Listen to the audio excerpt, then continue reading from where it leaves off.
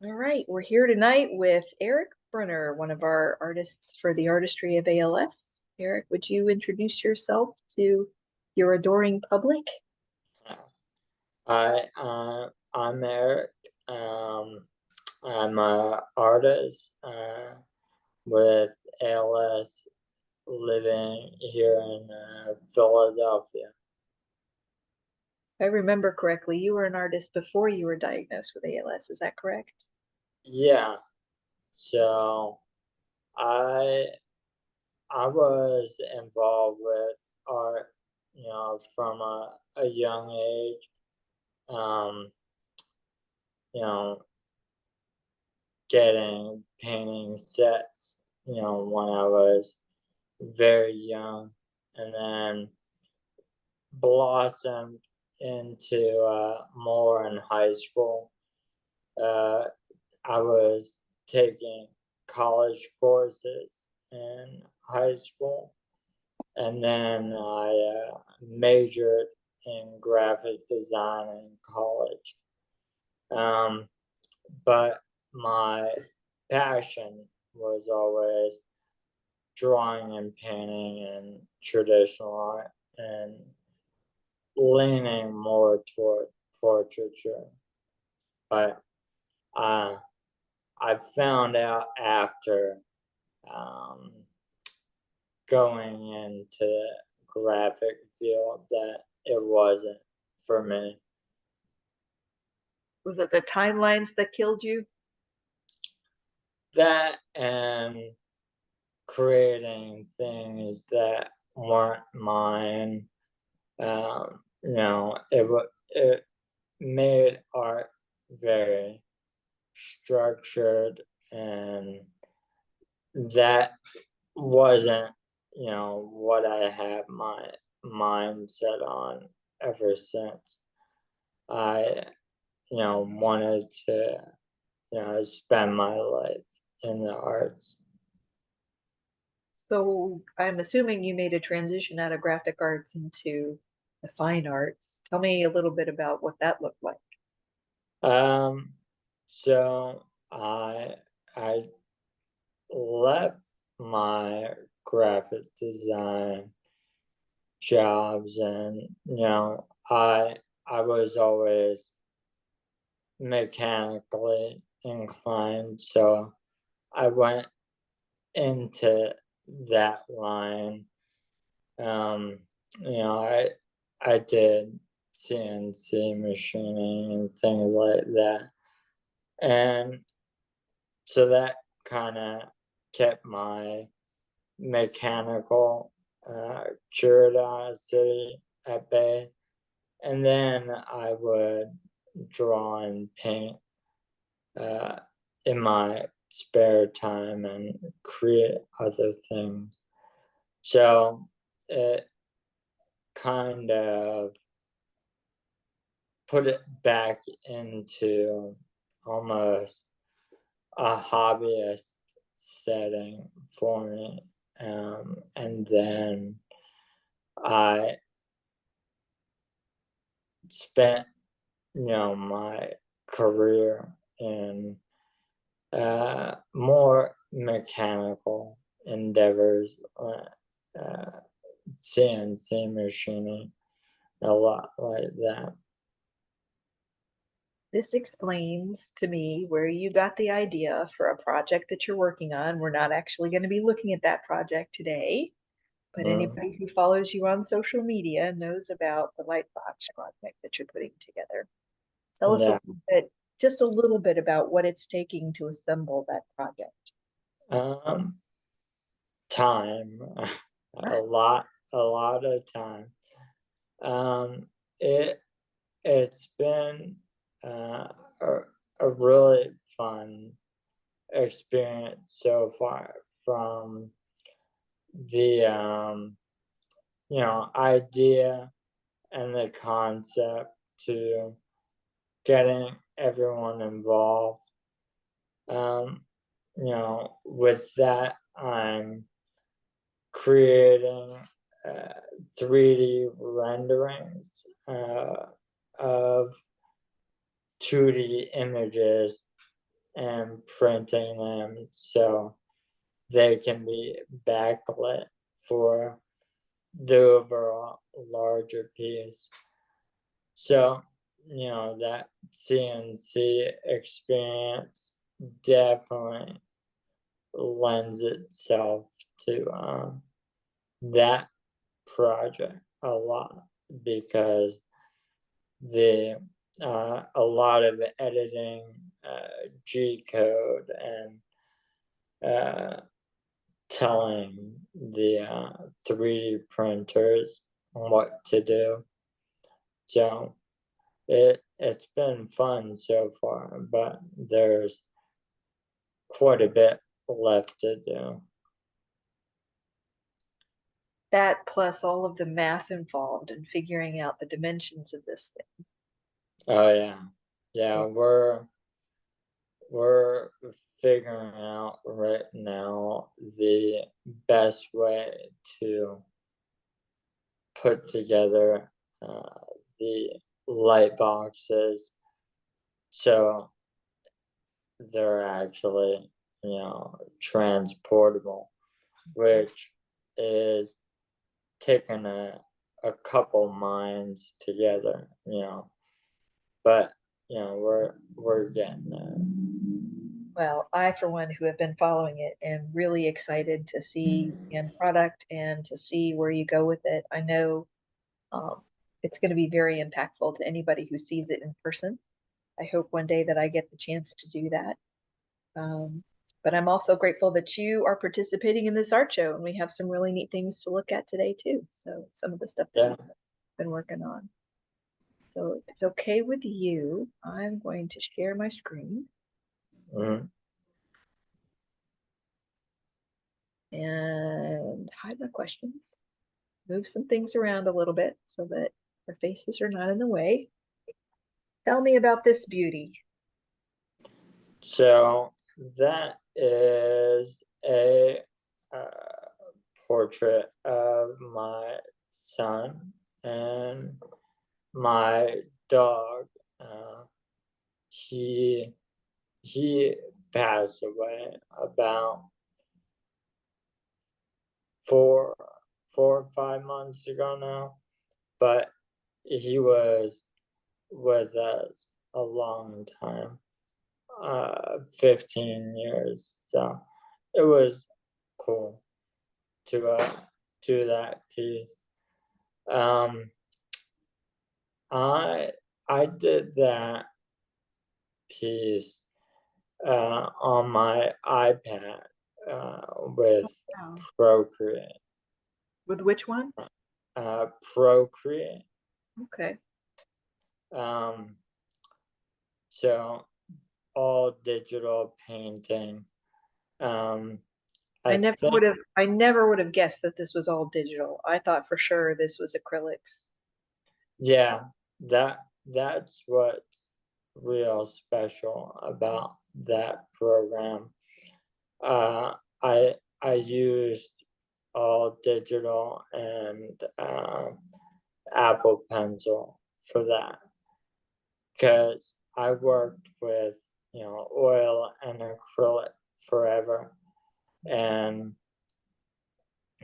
once I was no longer able to mix paints successfully or have the ability to erase a line, um, I started exploring more with digital paint, and it's nice because I'm able to change settings and things to if I do have a tremor in my hand, the pencil, I can compensate for it.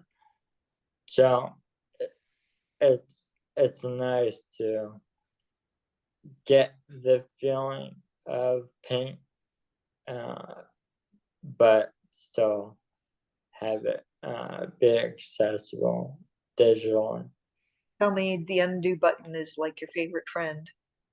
Oh yeah, I mean, there's definitely times, especially eyes, uh, where you know my hand will just go off the screen, and it's a lot easier to fix that with a tap on the screen than it is to go with traditional paint and try and fix that. So I'm not very technical when it comes to art, but I know what I can see in this particular image. Do you start with a white canvas before you start to paint something like this?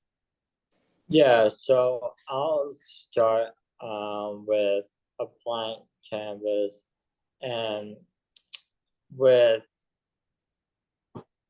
um, with digital, I'll take a photograph and just uh, pin it to the corner of the digital canvas, and that'll just be my reference for the painting.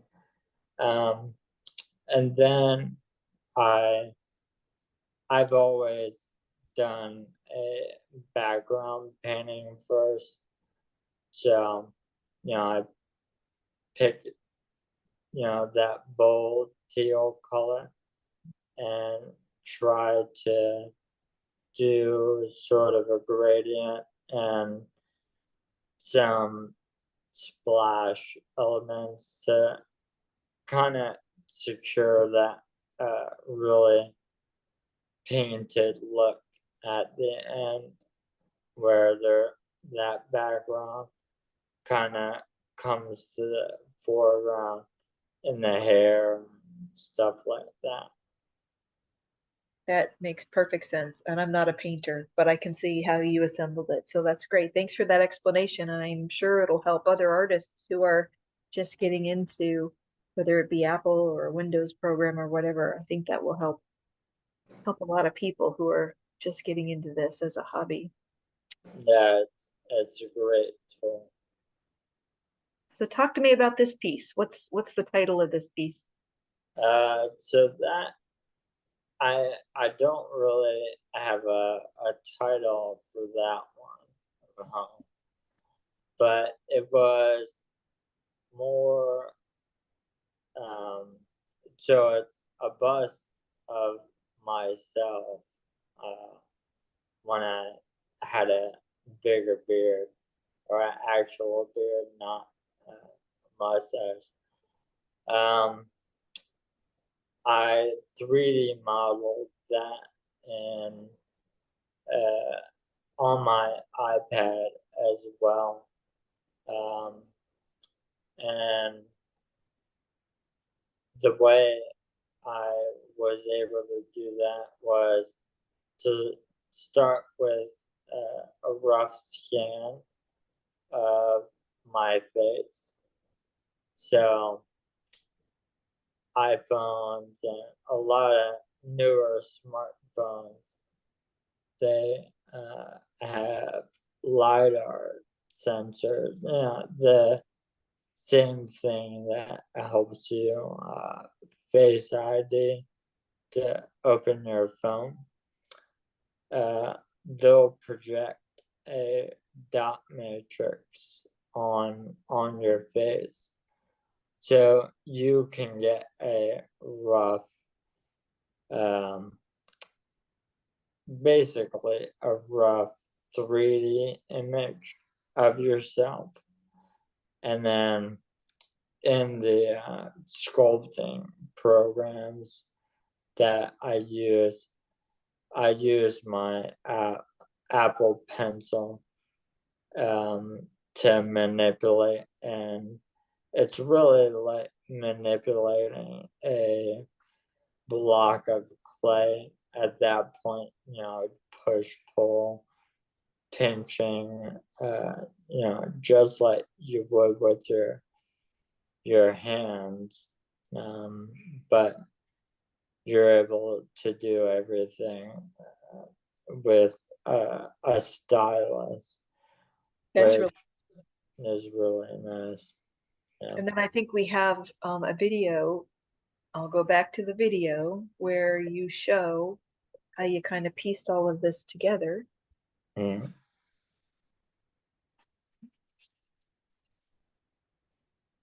Yeah, for that one, I kind of wanted to have a that kind of Greek bust style, but show the inner workings there with the skull. So I 3D modeled a skull and sliced the model up into 3 intersecting pieces, and I was able to print that. That's all 3D printed on my Bamboo Lab printer. Hmm. So Did you do the different colors when you 3D printed it as well, or is it all one? um, so that's actually 3 different pieces, and I modeled it to print, so it fits together like Lego. There's a recess and a stem basically on each piece, and they just snap together. So it is uh, 2 different color. So the charcoal dark gray of the skull is printed separately from the other 2 pieces.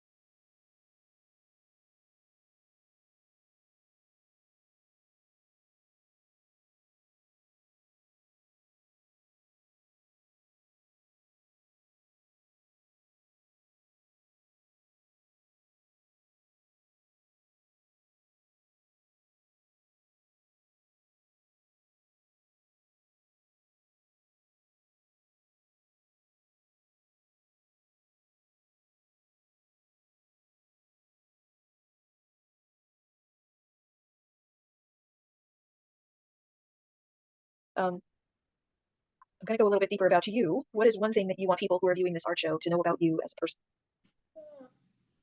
So, um, I've always been a person that challenges themselves because I'll I'll get bored, if things become too easy. Even my younger self, whether it's motorcycles, cars, painting, drawing, and I've always been learning a new skill or uh, always researching something. And I feel like ALS has kind of pushed the boundaries of that for me. So, you know, learning new skills has always been, in my toolbox of things that, I desire to do. And, when you're waking up and, one finger isn't working as well as it was the day before, uh, you know, taking that challenge, working through it, researching a new way to do things. I think that comes through in my art because, uh, like the pieces I submitted, there's a digital painting and then two uh, 3D sculptures. You know, those were things I learned and challenged myself to do after ALS. Using the technology that we have, manipulating it to suit myself. I think of just looking at it as another challenge. So the technology is inspiring your work because you're having to figure out different ways of doing things. But would you say that the subject matter has anything to do with ALS, or are you pretty much staying away from that? Um, I'm not shying away from that. I would say my my subject matter has been pretty focused on portraiture for a long time. Um, I've always found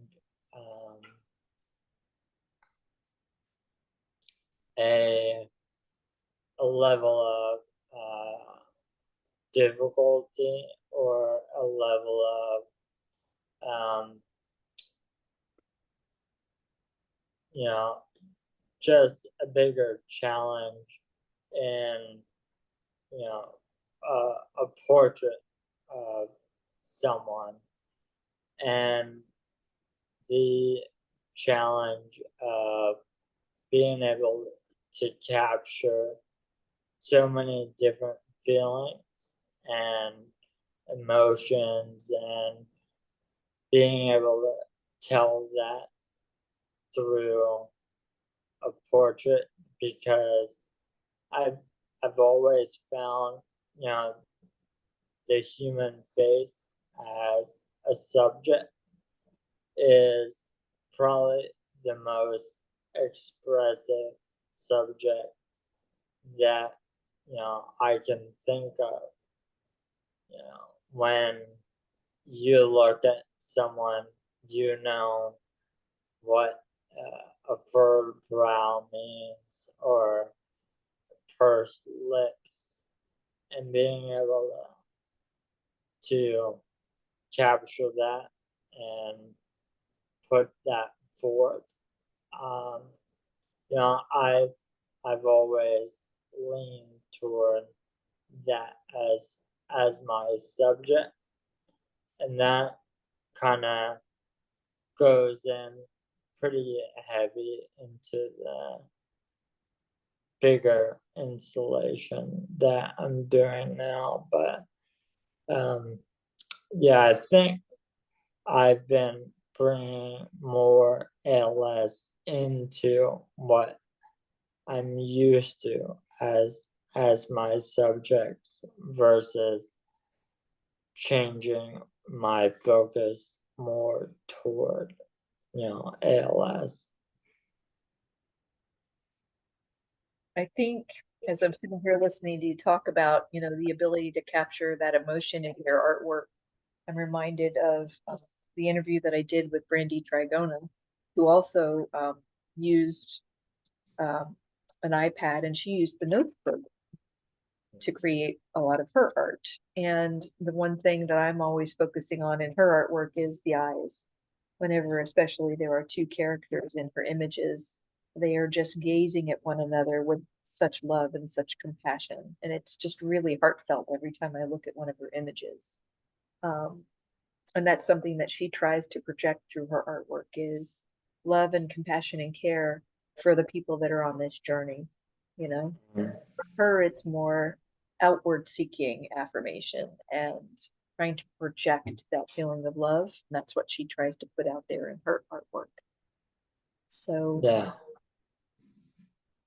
it's nice to hear that you also are focused on that personal aspect of the images that you're producing. yeah. I always, you know, I've always seen eyes of a face as a story almost, and you know, we're we're looking into a portrait of someone. You know, we're going to feel something. Whether you feel that person's anger or love or whatever emotion you're trying to capture. I think a lot of that I I like to almost treat it a uh, like a candid snapshot almost. I've always been um, more interested in exaggerated expressions or not just the standard 1 2 3 smile type of thing. So with that you know new project, a lot of that is not so much capturing uh, one emotion. It's pretty much capturing all of them in you know snapshots of time. Whatever was going on in that moment. I I, I like to definitely portray that, and a lot of my earlier portraits were over exaggerated, I would say.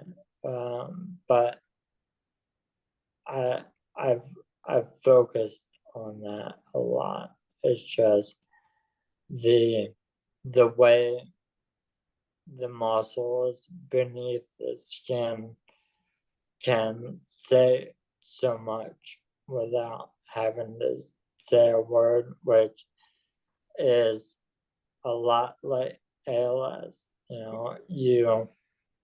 I know I do it myself when I'm tired of talking at the end of the day. And, Allie will ask me something. I can just look a certain way and she knows exactly the answer. Larry and I had that same connection when he lost the ability to speak and understand words. We still had that nonverbal communication. And he just had to look at me and I just had to look at him and we both knew what the other was thinking. Mm. That connection was really important. Do you think this is something that you will explore, further in your art journey as you continue on down the path a little bit more? Yeah, I've actually been um, experimenting more with um, playing around with eye gaze and things like that. As my hands uh, get weaker, um, you know, uh, I'm exploring different ways to mimic brush strokes and things like that right now. But I'm also uh, using, other digital media, but I, d- I don't see myself stopping in any way, just finding different ways to move forward. Well, I, for one, I'm glad to hear that because I love exploring your art and your mindset and through your art. It's been a pleasure learning about you and the way you think about life and the way that you think about your art. I wanted to ask if there's a question that you would ask me if you were doing an interview with me that I didn't ask you today. Is there anything you would have asked me that I didn't ask you? Um,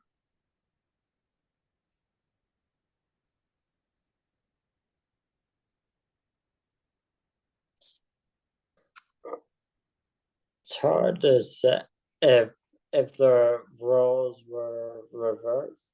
Yeah, The trick is when you ask me the question, I'm going to ask you to answer the question. yeah, yeah. I mean, it's it's a tough one. I mean, we've gone through a lot of scenarios, and I I guess you know obviously we all know the trajectory. You We don't know the timeline per do. I se, know what the expiration date is. It's not on our forehead. right?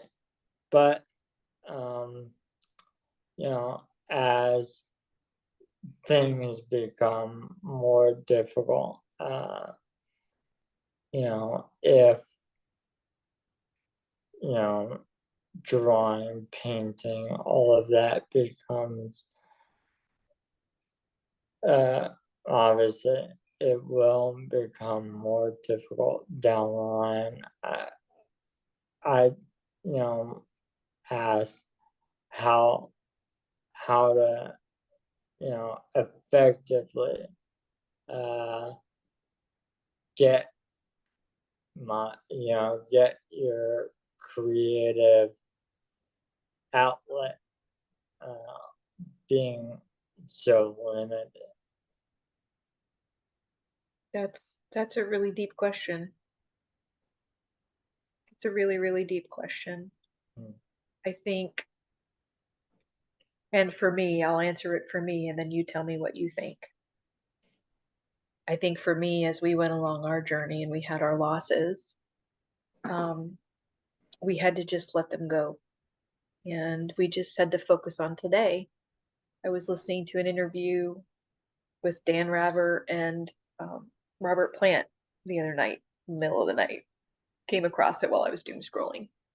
And Dan Rather asked him, as you think across your life, what was the best time of your life? And Robert Plant didn't answer this, but the thought that came into my head, if somebody had asked me that question, would have been right now. Right now is the best time of my life. And that's the way we spent our entire journey. Maybe we couldn't go anywhere. Maybe he couldn't talk to me. Maybe, we were stuck in the house for weeks. But that day, that moment was always the best moment that we had. And I try to live my life that way moving forward too. Mm. You tell me what you think. Uh, it's honestly something I don't put a lot of energy or effort into thinking too much about the future because, I see it in friends I've made, things like that. Um, you know, I know the path, but when I wake up and I'm sure there's days you feel great, and there's days that you just want to lay in bed all day. So I was actually having one of those lay in bed all day um, feelings, a couple of weeks ago, and fairly deep into this project, and I had piles of these tiles set up, and I just happened to glance over at my you know art table, and just one of them was looking back at me, and it kind of set me in a trajectory that day, where I wanted to write, I wanted to paint, I wanted to make the most of that day. Um, and, my wife kind of echoed that. And I feel like that is something that I want to keep doing moving forward. Is just taking every day for what it is. Making even little things where uh, picking, my son up for school and riding home on my chair, or you know have writing in my blog or journal. I think keeping that going and just having a way creatively to, whether it's drawing, painting, 3D design, whatever thing I think of next, or even just writing down thoughts. A way to keep the creative juices flowing and just to, maintain uh, just relationships, and keep going day by day. I'm reminded of an interview we did with Minka Kaling last year where he talked about art being relationship. It's not just a painting, it's a relationship. I've put myself or my thoughts or my emotions or this concept on this canvas, and you taking it in and looking at it and experiencing it is like a relationship with me. Yeah, definitely. I mean, you're creating something to provoke an emotion Mhm. or a thought, and that's a piece of you having a conversation, a relationship with whoever's viewing it. So, I mean, looking at it from that lens can be a pretty powerful thing. I think this has been a pretty powerful interview, and I thank you for this time. Absolutely. This has been great. Thank you. Yeah. It's been a fun interview. Pass. I cannot wait to see the finished project. Um, Flickering, tell me again, it's flickering, Uh, Flickering Souls, flickering and illumination of ALS or something like that is the subtitle. yeah, Illuminating ALS is the subtitle for it. I can't wait And to see it. I can't wait for other people to see it.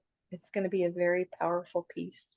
yeah, I'm very excited for that. A lot of my uh, artistic motivation has been poured into that. I mean, it's been months for this project now, and it's going to be a little more, you know, going forward. But Gonna I get, think it'll be really impactful. I think so too. Well, thank you, sir. Absolutely. Thank